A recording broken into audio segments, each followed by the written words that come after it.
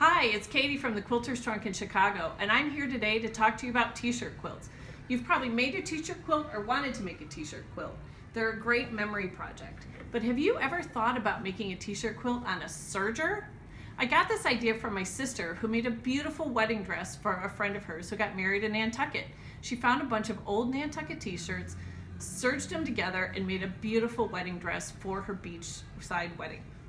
So I'm going to show you how to piece a t-shirt quilt on a serger. I have my Baby Lock Triumph threaded for a 4-thread overlock. I have my squares of t-shirt cut to 8 inches. I'm going to put my blocks in there.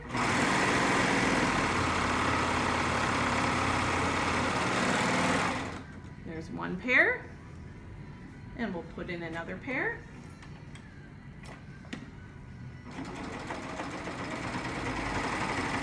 And you'll notice that I'm not using stabilizer.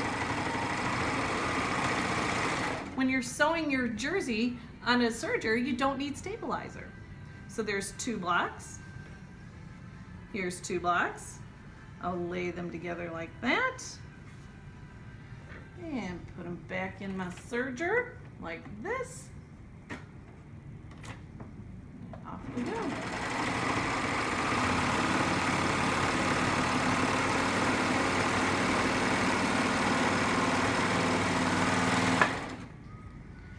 And there you have a 4-patch. Perfect, ready to go. Now you're wondering, I like to use sashing on my t-shirt quilts. Can I do that? You betcha. Here I made a little t-shirt mug rug with traditional quilter's cotton in between the blocks for sashing. It works just the same as with just the regular t-shirts. Again, no stabilizer anywhere.